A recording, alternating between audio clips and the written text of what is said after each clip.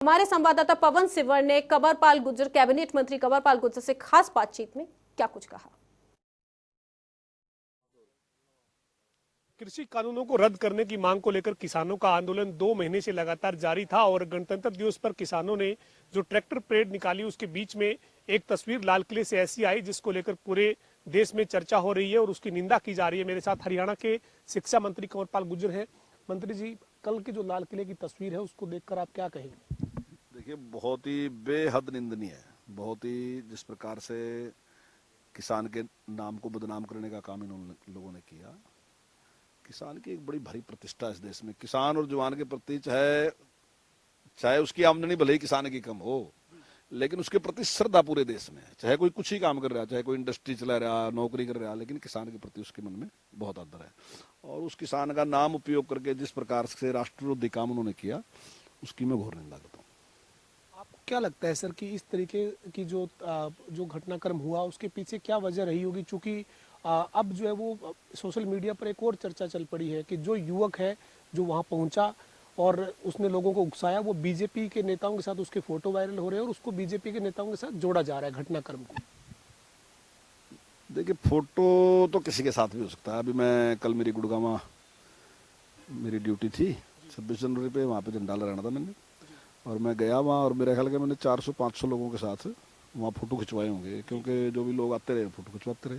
अब इसका मैं कोई हिसाब थोड़ी रखूँगा किसी ने फोटो खिंचवाया किसी ने खिंचवाया।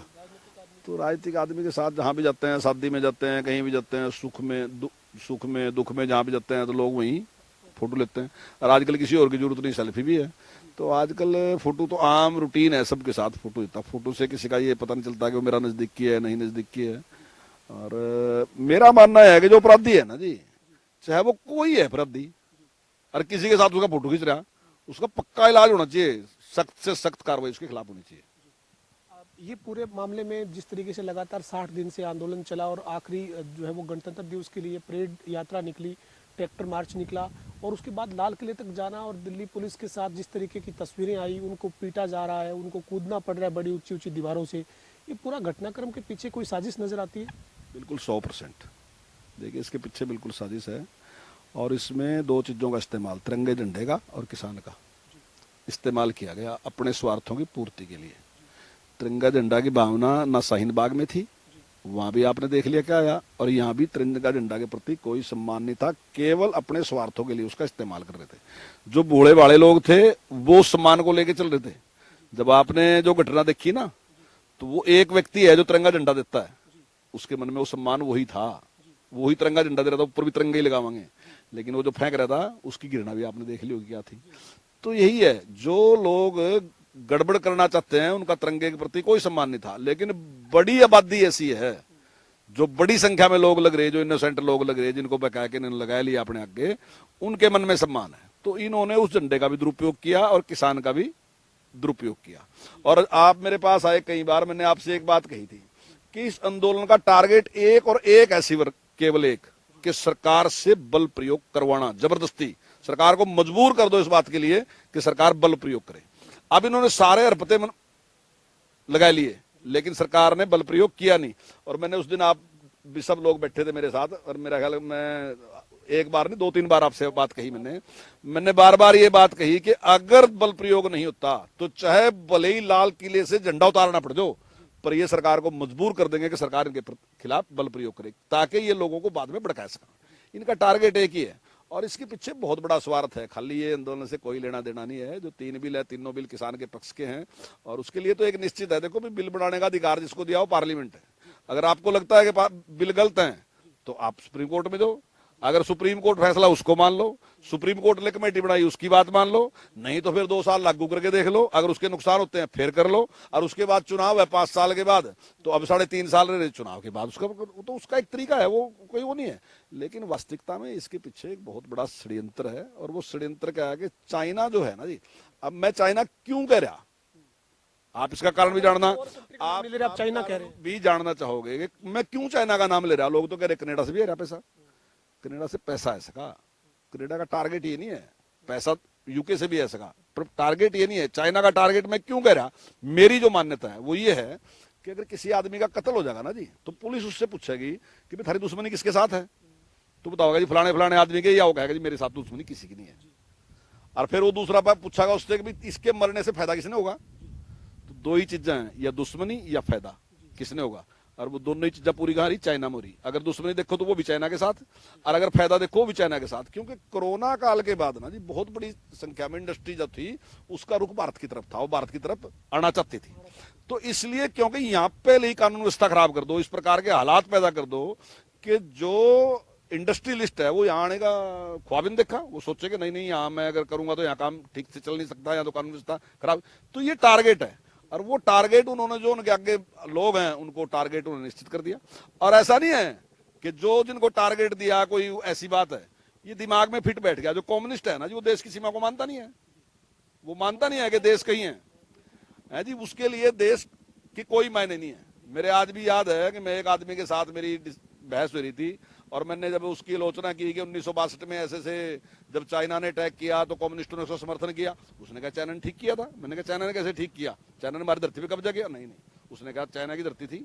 मैंने कहा नहीं नहीं, मैकमोहन रेखा से आगे आए वो। बोला मैकमोहन वहां गया था, मैकमोहन ने जाके रेखा खींची थी वहां, बिल्कुल चाइना ठीक था। मेरे ही देश का आदमी, मेरे ही जानकार आदमी मेरे साथ ही बहस करता है कि नहीं चाइना ठीक था।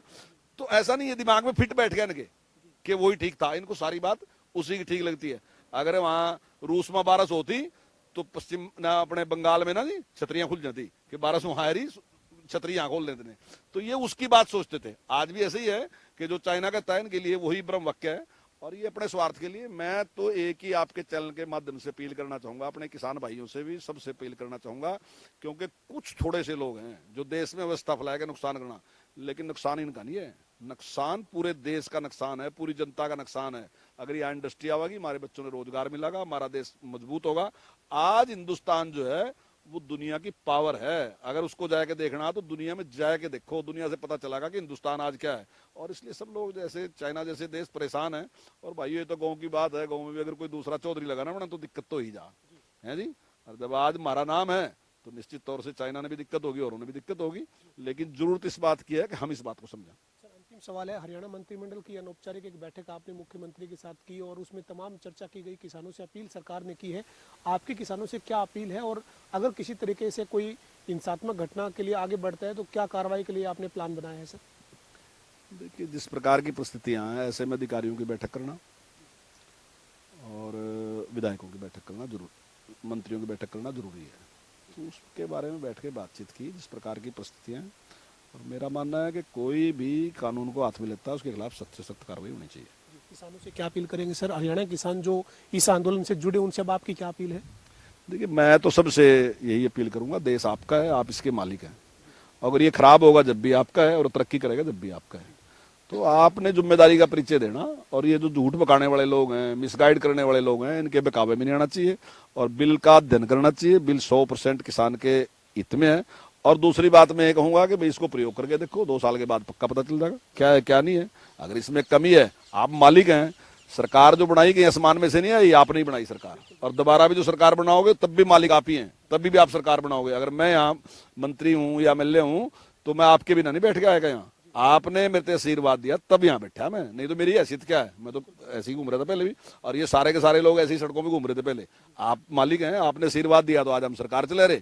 आप नहीं है तो हम सड़क पे घूम रहे। आप हैं असली मालिक। तो आप निश्चित तौर से बदल सकते हैं, किसी सरकार को बदल सकते हैं, कुछ भी कर सकते हैं। आप मालिक हैं उसके।